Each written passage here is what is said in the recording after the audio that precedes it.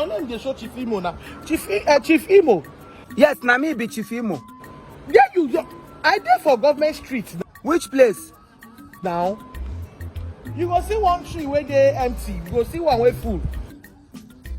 Okay, that White House near mortuary. That place where mortuary dey. I start for the two. Opposite the one white building. Okay, in between. I dey come there now.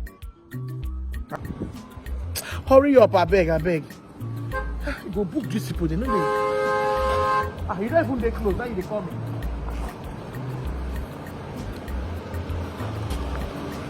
Why you no quick come?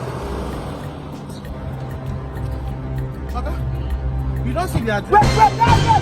Wait.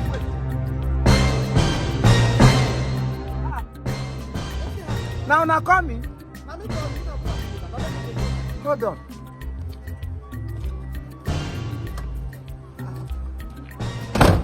Come, abeg.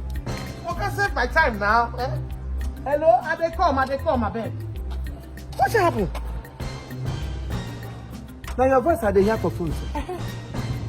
Now call me. Chief Imo now. Now me. Now. Okay, maybe we do. Wait.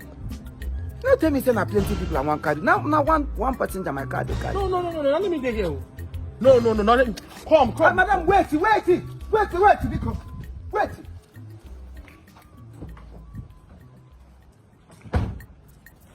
Why you lock your door? Why not go lock my door? Why you not go lock my? No, give me one reason why I shouldn't lock my door. Motor why they manage, they give children food. You want come call them motonji? You want break my shock absorber? So this cannot carry me. How you go take a carry on? You know, tell me say na go. If you tell me make I carry go up, on then I baja. See, I beg any higher carry. Just me we dey go. I see like this. I don't get. Hey, I carry me now. No dey do like. Oh, madam, wait. Motor, I don't lock door. Except na boot you go enter because this place no go fit enter you. Make I enter boot. Now. Boot too. No wahala. Shebi na me call you. No wahala. Come on, dey go. Carry me go where they go. Can't don't go. My boot today dey too. My property dey inside. Manager, you go hold the door if you enter. Hey! Come down! Madam, come down! Sit down, clear. Hey! Now just yesterday I go fix this shock absorber. You know that you enter here, they can get well to here that bugum. Oga, now since I tell you say I no want trouble, I already pay money to your company. So now you now you come carry me. Go for company, go collect your car, you. Yeah, you because you not go pay money for company. Yeah, you how may be a motor? Oga, the meeting when they go now. If I no quick go, they go even charge me fine. They go find me. Oga, go start car. Hey. Stand up, Mekona, come out. I don't get it. Come out. What's happened now? Hey. Come out. Hey. Give me. But I don't faint. When you die finish, you come here with the go. What? He says I want to don't reach me. Boot doesn't reach me. What's it be that one? I'm gonna bounce. Hey! You don't touch me for heart. Eh? Are you not the way that you don't touch me for? Hey. How will you define this? Hey. When I charge me 35,000, your company see my size for picture. They charge me 35,000. 35,000. And they see my size. They charge me 35,000. Times 6. 35 times 6. Now what you supposed to pay? Anybody may charge only 35,000. You will look at one or two. Calm down. Make una go down. So how will you define this? Madam, not a shake. Hey. And you come marry to elephant to go down.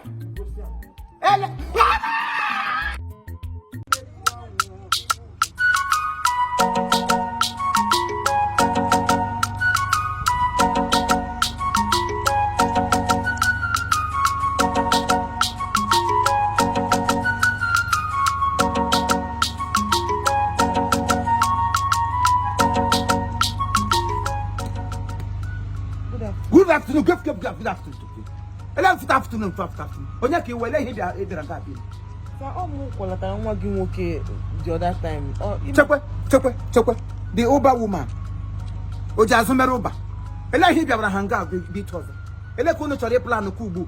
Maka ọ na awuchi hu unu shi agwọ do another one. Any day where they break una go do another one. Wetin you can't do again? What are you doing here and what are you here for?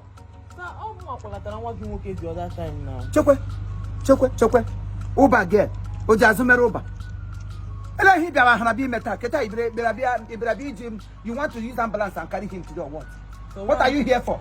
One ambulance nji bi ọ gwara m ka mbebe akwọrọ ya na bandage nke ahụ ekiri ya sha na mmiri sokuru ya so o wefushiri ya. Ọ sị ndị abịa akwọrọ ya gaa ụlọ ọgwụ ka ewike mara ya bandage ọzọ. Ka the pain wike reduce na ahụ na afụ ya ezigbo ụfụ. Hey! 9 months lara n'iyi. 9 months ebe lara n'iyi. Mba 9 months ebe ele 9 months lara n'iyi. Ole 9 months lara n'iyi. Onwe ihe na-agbasa gị, ọ gbasara gị. Ubo bịara ọbịa ọ gbasara gị. Kwamo otu o si gbasa gị. Ngwa fegoro n'ụkpala. Tọnọ. Pakụta azụ tata. Please hop in, let's go. Ngwa fege. Hey, nwambịa ajọ ala oke mkpi. Akwọla gị n'azụ gị na-agbaje gị egwu ukwu awilo lukumba. Mba ana m like otu ị na-esi eme ihe. Mba azụ am nọ na o wee like ya. O wee like azụ am rigoro na. Elotem gị sa like ya. Ọ bụrụ na ọ gị ka akwọ ya na ọwọ ga na-atọ gị. Ihe nọ m n'anya, I have shame. So I cannot like nonsense. Ịhụrụ nwa agbọghọbịa nnọọ were onwe ya nnọọ ka ọ wọrọ Uber. Ka ọ wọrọ ụmụ nwoke niile Uber. There is nothing to be ashamed about now. I'm not complaining. Am I complaining? So sisin chise akpọpala gị n'azụ bụ like ya. This ntu nọ gị n'azụ na-adọgọ ka ogwu ekpiri Christ n'isi. You like am? Ntu ya ntu a na-achọ na akpọfọzie nke nwa gị nwoke. Ewo. Ntu etuga. Ngwanụ nna anyị ntu. Maraga. Nne kwọrọ m gawa biko. Enweghị na-agbasa gị. Ihe akwọ m na ọtakasị gị gaa. Awụrụ gị ka akwọ na ọ ga na-atọ gị ụtọ. Mba ya sị m ya kwọrọ gị gawa. Kwa ịpụtara ụwa ka a na-ebu aga. Nwaanyị ambulance. Ngwa. Nwa ka m kwọrọ gị ma akwọ gị. Akwọla ya. Isi m chọ ka ị kwọrọ m. Akwọla ya m na-ekwọrọ m gawa biko ma aga na nke ele mmụọ ga kiripie m. M chọ ka ọ kwọọ m. Wow.